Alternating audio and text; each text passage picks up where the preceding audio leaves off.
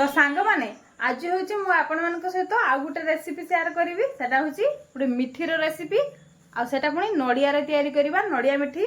तो चलतु मु केमती नड़िया मिठी तैयारी करुच्ची आपण मानक देखी। तो सांग मैंने आपण मैंने भावुवे ये मिठी मिठी कौन कहूँ आमर हूँ एपटर मिठी बोली कहती से मिठी कहूँ ना बहुत आड़े मिठे बोली कहती बाकी आमर मिठी मिठी बोली कहे आउ। तो चलतु एवं हूँ प्रथम नड़िया को कुरी पकड़ा। तो सांग मैंने एवं मुझे नड़िया कुरुची तो आपण मैंने भी नड़िया कुरिया एमती गोटे जगह ने आमती गोटे कुरुनी ने नड़िया कुरिया स्टार्ट करदे। तो ये आम कुरिबा।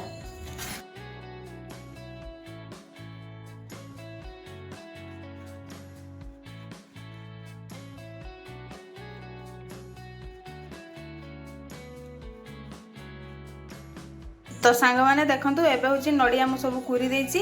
एबे होची चलंतु नड़िया मिठी तैयारी करिबा। तो सांग मैंने एबे होची मु गैस रे कढ़ा को बसी देछि। कढ़ा भी पूरा गरम हे गलानी। एबे होची हमें नड़िया पके दबा कढ़ा रे।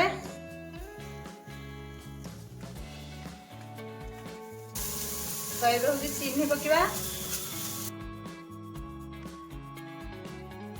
एबे होची अल्प टिके पानी दबा।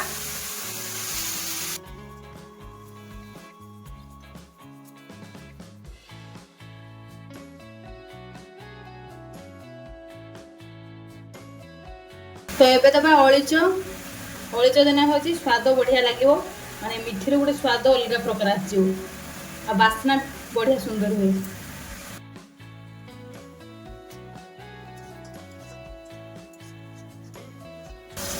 पाखापाखि देखो अधा अच्छी ना मिठीटा हो गलानी आउ टे हम है या गोटे थाली को काढ़ी रखा। नड़िया मिठीटा हूँ बहुत कम समय या तो आपण मैंने भी घर पाखे तैयारी करेंगे बहुत सहज उपाय। बेसी किसी जिनस दरकार नहीं अल्प सामग्री रे नड़िया मिठी पूरा रेडी।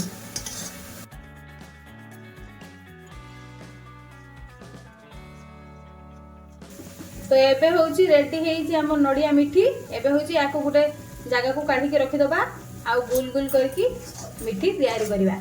सांग माने देखंतु एठी गोटे जगह रे होची मु नड़िया गुडा को सब काढ़ी के रखी देची। एबे होची एमती गुल गुल करिवे आपण माने एमती देखो जमती गुल गुल कराई सेमती आपण माने सबू नड़िया को गुल गुल करदे आ मिठी तैयारी करेंगे।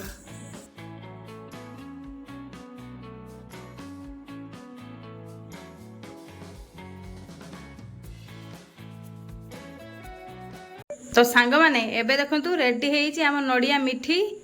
तो देखुचन तो नड़िया मिठी गुड़ा केते सुंदर देखा होची। तो आपण माने तो देखिले मु केमती प्रोसेस रे नड़िया मिठी होची तैयारी करली।